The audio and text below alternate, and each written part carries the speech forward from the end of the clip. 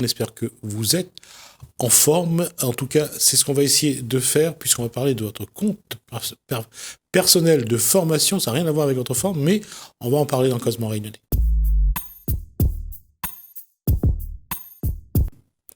Bonsoir Laetitia Bizard. Bonsoir Gismi. Alors, je disais, quelle est la fonction qu'on doit vous donner? Une fonction, je sais pas. Je suis formatrice. J'ai plusieurs métiers. Difficile de me représenter en un seul mot, mais je dirais qu'aujourd'hui je suis une entrepreneur de sens ou une entrepreneur de ma vie, même de manière globale. Je fais ce que j'aime, un peu quand j'ai envie, et voilà, ça me réussit plutôt bien. Alors, une chose, on en a parlé souvent lorsque ça a été créé, le compte personnel de formation. Aujourd'hui, qu'est-ce que c'est? Aujourd'hui, le compte personnel de formation, mais comme son nom l'indique, c'est un compte qui est personnel et qui permet à n'importe qui de pouvoir se former à partir du moment où il a plus de 16 ans. C'est un compte qui est accessible aujourd'hui très facilement parce qu'il y a une appli qui a été ouverte en 2019 et il y a aussi un site internet sur lequel on peut aller retrouver en euros de combien on dispose, donc d'un capital, et du coup de pouvoir l'utiliser en se formant avec des entrepreneurs réunionnais par exemple. Ça fait combien de temps que vous utilisez, quand vous travaillez également avec ce compte personnel de formation? Très peu de temps. Pour tout vous avouer, Gismi, moi, je l'ai utilisé pendant le confinement. J'ai été formatrice, certes, pendant de nombreuses années. Pendant le confinement, j'ai décidé d'aller regarder mon compte personnel des formations. Je suis tombée des nues. J'ai vu que j'avais 2 000 € que je n'avais jamais utilisés. Je dis, mais c'est pas possible. Et comme je m'ennuyais un petit peu, comme d'autres, mon activité étant un peu en sourdine pendant cette période-là, j'ai décidé de me former et puis d'appeler des amis, puis d'appeler ma famille et de leur dire, vous avez un compte aussi, disposez-en. Et en fait, en 2 mois, je suis partie avec peut-être 2 ou 3 amis formateurs avec lesquels j'avais toujours rêvé de me former, mais je n'avais pas le budget. Et j'ai monté comme ça, on va dire, un réseau de 60 formateurs à La Réunion. Donc, je viens ici vous en parler, du coup, parce que je trouve que c'est une opportunité à saisir pour ceux qui ont envie de se former. Aujourd'hui, comment le public qui nous regarde peut accéder à leur compte de formation? Alors, en fait, c'est vraiment très simple. Il suffit de son numéro de sécurité sociale et soit d'un téléphone sur lequel on peut télécharger l'appli qui s'appelle CPF, soit d'aller sur moncompte.gouv, qui est en fait juste en tapant sur Google moncompte.gouv par exemple, et on tombe sur le CPF et là on peut ouvrir son compte, ou si on l'a déjà ouvert, et bien du coup on y accède et on tombe sur son capital en euros, donc c'est un chiffre qui peut aller souvent de 500, de ce que j'ai vu, j'ai fait plus de 100 entretiens, donc je peux dire aujourd'hui que souvent on a entre 500 et 2000, 3000 €, ça peut aller des fois jusqu'à 5000, c'est plafonné à 5000, parfois 8000 si on a un statut particulier. Et pendant ce confinement, combien de personnes vous avez contacté, combien de personnes vous ont répondu et combien de personnes ont souhaité une formation? Oui, c'est une très bonne question. Pendant le confinement, j'ai fait à peu près 75 entretiens. Je dis à peu près, mais voilà, oui, 75 entretiens, là j'en suis à plus de 100. Je dirais que les 3/4, de toute façon, les personnes me contactent en général parce que ça se fait par bouche à oreille actuellement ou par ce biais-là, concrètement. Et là, du coup, on regarde le capital et ensuite, effectivement, moi, ce que j'aime faire, c'est ma passion, c'est interconnecter les gens. Donc, les mettre avec, effectivement, écouter leurs besoins et aller, du coup, leur faire des propositions s'ils le souhaitent, parce qu'ils sont libres, en fait, de se former ou pas, avec des formateurs. Le nombre en pourcentage, je ne l'ai pas fait, mais je pourrais dire que il y en a qui voulaient juste savoir. On va dire cette tranche est plutôt dans les 30%, 70% quand même sont assez actifs et décident de se former dans le mois qui suit. Alors, je vais faire une précision. Quand les gens vous utilisent comme intermédiaire, qu'est-ce que vous leur apportez?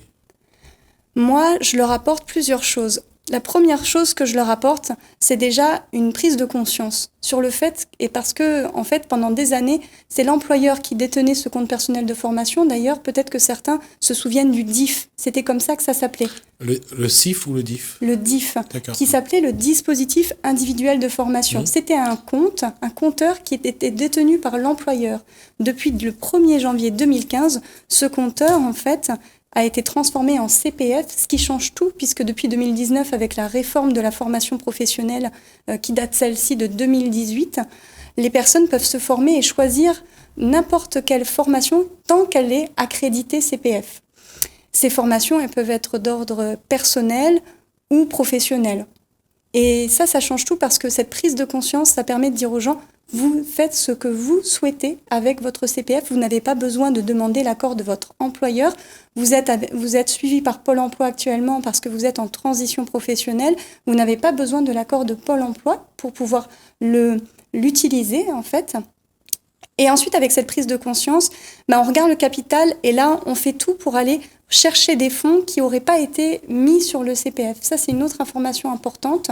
Le DIF, donc ce que je parlais précédemment, cette notion de ce que j'ai fait dans ma vie active entre 2004 et 2014, en fait, ce sont des informations qui ne sont pas transcrites sur l'outil parce qu'elles étaient détenues par l'employeur. Donc, c'est au salarié ou à la personne qui me contacte d'aller chercher cette information.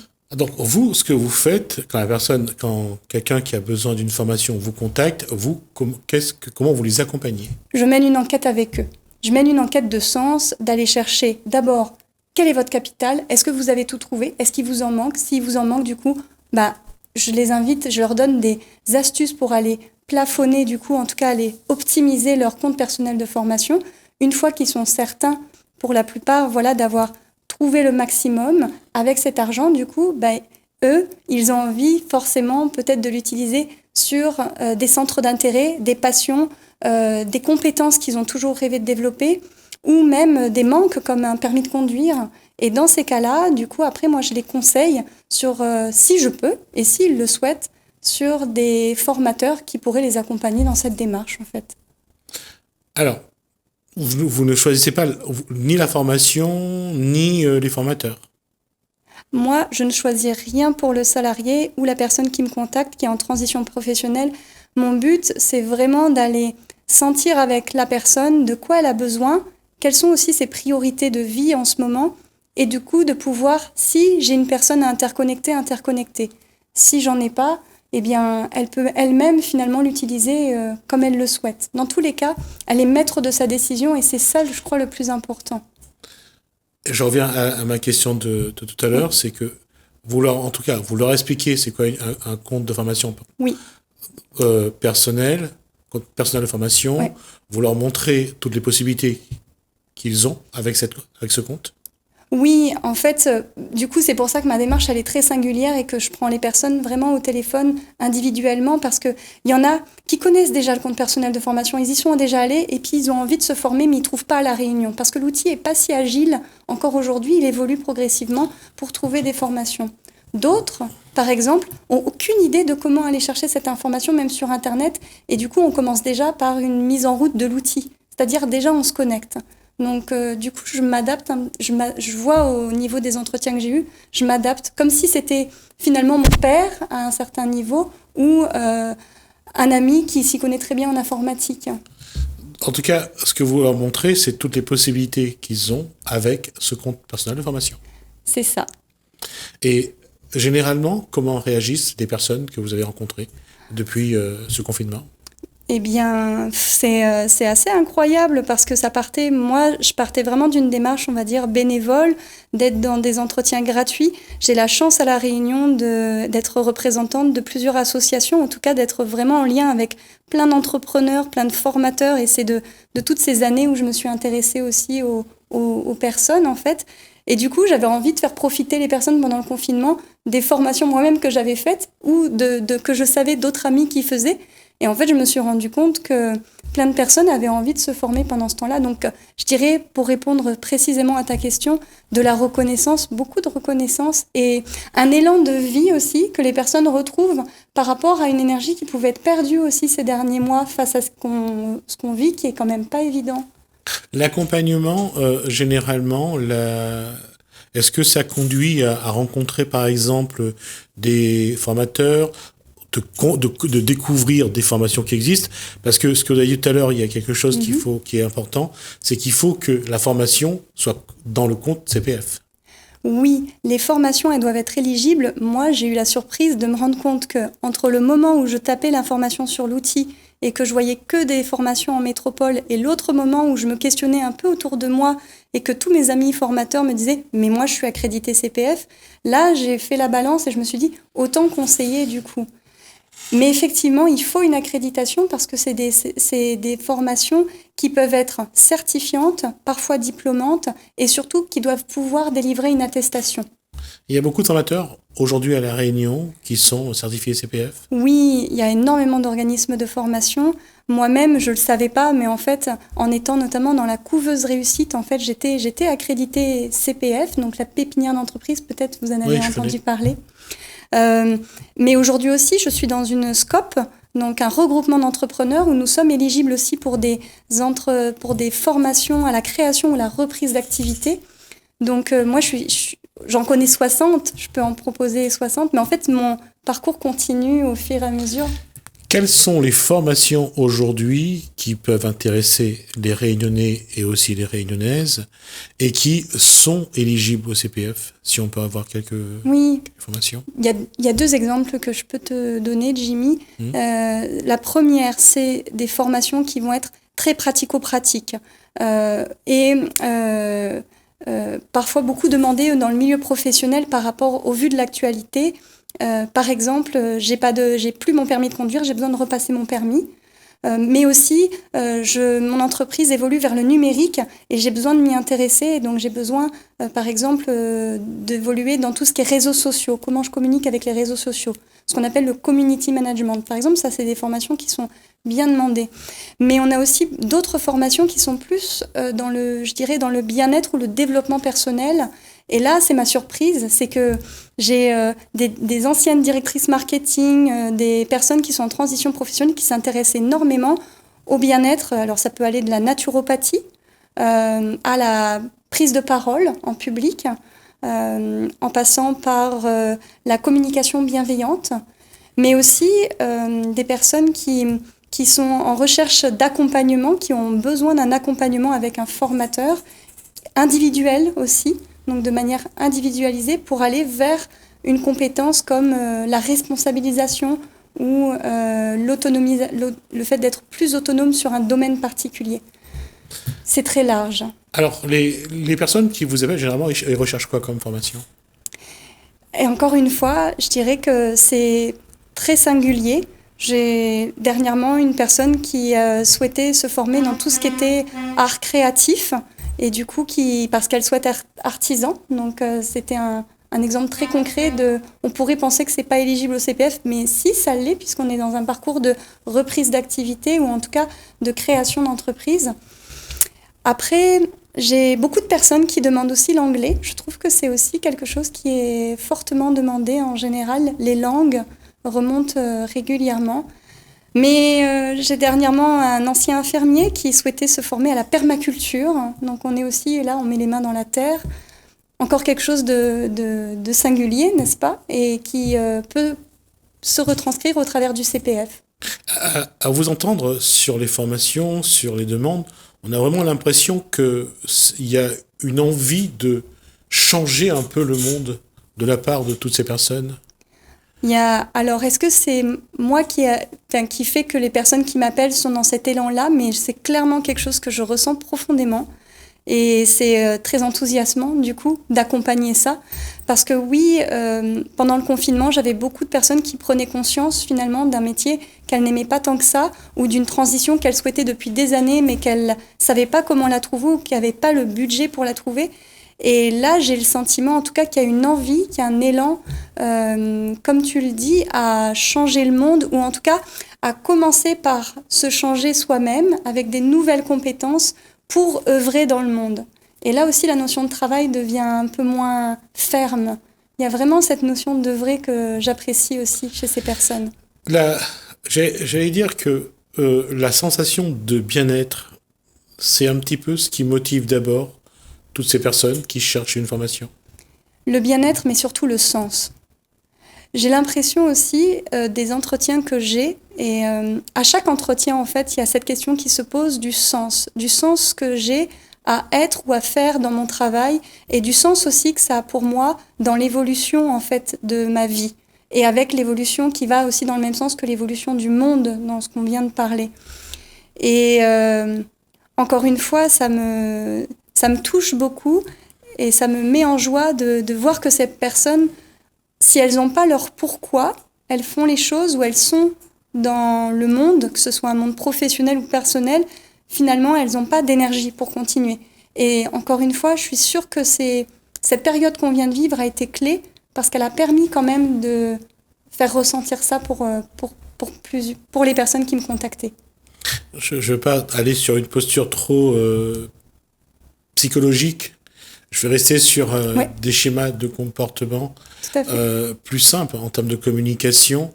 Là, c'est de se former à un métier qui permet d'être en contact avec les humains, avec la nature. C'est plus ce qu'on voit actuellement dans les demandes de formation.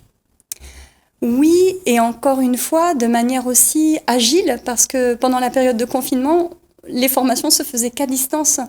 Mais la distance, c'était... Pour moi, l'avoir testé, j'ai été formée sur 2 formations à distance, une avec une formatrice qui s'appelle Florence Zaweski, sur la communication consciente et bienveillante, et une autre avec Farzad Felezi, sur la prise de parole en public. Ça m'aide un petit peu aujourd'hui, du coup. Et ça se faisait à distance, mais il y avait une vraie proximité du cœur, en fait, dans les rapports. Alors, comment répondre à cette question aujourd'hui où tout est remis en cause ? Moi, je crois que oui, il y a en tout cas une évolution à vraiment être plus connecté à soi, avec les autres, sur quelque chose où on sent qu'on a des valeurs communes, et du coup, encore une fois, au monde, parce que de manière plus grande, en fait, si on veut, et là, tu vas dire que peut-être j'ai des termes un peu psychologiques, mais si on veut honorer les vivants, en tout cas, d'être dans cette terre-là réunionnaise, c'est aussi pour faire quelque chose qu'on aime. Se sentir mieux, se sentir plus vivant. Aujourd'hui, la démarche, à travers les formations dont on a parlé, c'est aller vers quelque chose qui donne cette sensation d'être vivant, d'être là, d'exister, et du mieux-être, bien sûr, parce que le confinement a dû quand même traumatiser. Oui. J'ai l'impression que tu as tout dit. Et aussi, il y a cette notion de liberté, je crois, qui revient aussi fondamentalement. Les gens se sont sentis... Alors, on ne peut pas faire des généralités, chacun le vit différemment, cette période. Mais en tout cas, pour la plupart des gens que j'avais au téléphone, il y avait cette notion aussi de reprise de pouvoir personnel, sur des euros dont je dispose et que je n'ai pas forcément envie de redonner à l'État. Pour te donner un chiffre clé, du SMI, 1,8% des salariés de droit privé ont utilisé leur CPF en 2018. 1,8%. Enfin, pour moi, c'est rien, en fait. Et je me dis, c'est 98,7% des personnes qui n'utilisent pas leur compte pour se former.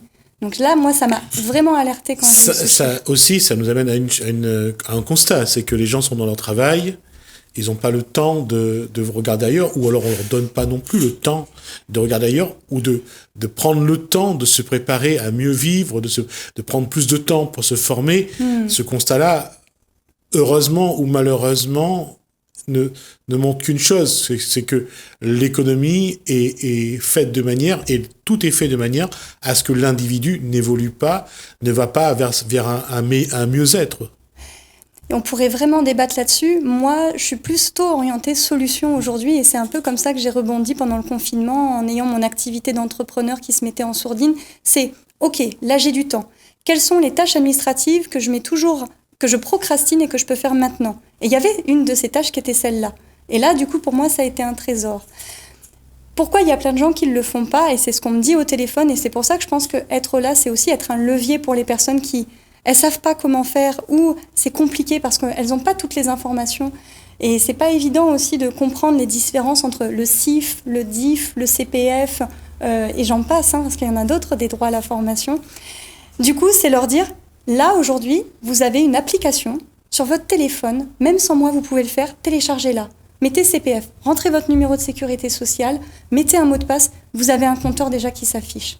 Première action, c'est super simple, ça se fait en 2 minutes, je l'ai fait moi-même. Ensuite, vous pouvez demander des attestations à vos employeurs. pour pouvoir convertir vos heures en euros. Vous avez un capital en euros, il y a des heures qui n'ont pas été retransposées, puisqu'elles datent de ce que vous avez fait avant 2015. Ces heures-là, pour ma part, moi j'ai retrouvé 1 000 €. Ça suffit, un seul mail, une attestation, mon employeur m'a renvoyé mes heures diff, elles se transformaient automatiquement sur l'outil. Gagner 1 000 € en 10 minutes, moi j'avais envie de dire, c'était plutôt sympa. Du coup, oui, c'est facile, il faut le faire, et après si on a des questions, mais on peut contacter, on peut me contacter en fait. Pour la réunion, vraiment, moi je Vous êtes sur un réseau social ? Alors, oui et non. On peut me trouver facilement sur LinkedIn, à Laetitia Bizarre, du coup, si c'est affiché pendant l'émission. Sinon, je peux éventuellement donner mon numéro, puisque oui, sinon, c'est mon nom d'entreprise qui s'affiche, Leti Bijoux. Les gens peuvent me connaître par ça. Mais sinon, moi, je propose des entretiens téléphoniques d'1 demi-heure et on peut m'envoyer un SMS pour prendre rendez-vous au 06 92 92 54 73. On m'envoie un SMS, on dit « J'aimerais avoir des conseils sur mon CPF » et moi, je propose un petit rendez-vous gratuit, bien sûr, c'est gratuit, d'1 demi-heure pour trouver cette information-là et répondre aux questions. D'accord. À ce jour, ceux qui ont pris contact avec vous pendant le confinement, ceux que vous avez accompagnés pendant quelques temps, ils en sont où ? Vous avez des informations ? De tout, parce qu'il y en a qui se sont formés sur 12 heures sur un accompagnement, d'autres qui sont sur plusieurs mois, parce qu'ils ont réussi à trouver 3 000 ou 4 000 €, donc ils font un suivi plus long. Tous les retours pour le moment sont positifs, vraiment. On n'a pas de bois ici, mais je touche. Si, c'est du bois. C'est du bois, je touche du bois. Et puis quand bien même j'ai envie, les personnes essayent, les personnes elles vont vers un chemin qu'elles sentent et elles peuvent aussi se tromper elles-mêmes. Mais vraiment, là, c'est aussi l'occasion de cette émission, si c'est partagé sur les réseaux sociaux, que les personnes commentent, en fait, celles qui me verront et ont pu profiter avec des formateurs du CPF. N'hésitez pas à commenter pour donner votre retour. C'est eux qui feront les meilleurs témoignages, plus que moi et mon vécu personnel, en fait. D'accord. Dernier mot pour cet entretien. Laetitia, la démarche d'aller vers une formation, normalement, c'était pour trouver un travail. Mais on sent que c'est un peu plus que trouver un travail. Oui, c'est un peu plus parce que là aussi, on parle, pour le coup, je vais reprendre mon expérience personnelle. Aujourd'hui, mon travail, il est plein de choses à la fois. Moi, aujourd'hui, j'ai plus l'impression de travailler et c'est aussi alors c'est pas un leitmotiv, mais en tout cas, c'est quelque chose qui me permet vraiment de me lever chaque matin avec beaucoup d'enthousiasme. Mais du coup, j'ai l'impression d'œuvrer dans la vie et je fais plus vraiment la différence sur est-ce que c'est du travail ou est-ce que c'est du bénévolat, est-ce que c'est de l'associatif. Je suis représentante de l'association des filles de femmes et porte-parole de cet asso. J'ai consacré plus de 5 000 heures l'année dernière à cette association. Et pourtant, j'ai l'impression d'œuvrer et que ce soit un vrai travail. De l'autre côté, quand j'anime des ateliers créatifs, j'ai l'impression que c'est des loisirs. Pourtant, je suis payée pour. Aujourd'hui, je crois qu'on avance dans un monde où cette barrière, elle est mince, qu'on le veuille ou non. Je pense beaucoup avec la fête des mères, puisque c'était récent aussi, à toutes ces mamans au foyer. Ma mère ayant été elle-même mère au foyer, elle a travaillé toute sa vie pour nous élever. Et pourtant, on ne considère pas ça comme du travail. Ce serait un autre débat aussi, mais... On le fera, ce prochain débat. À la rigueur, on viendra avec votre maman. Merci, Laetitia Bizarre, donc, pour cette information sur le CPF, donc le compte personnel de formation. Si demain, il y a d'autres informations à prendre, on demandera à Laetitia Bizarre de revenir pour voir d'autres informations. Merci à vous. Merci, Jesmy. Merci en tout cas pour toutes ces informations. Merci Hélène, merci François. Je vous dis à bientôt.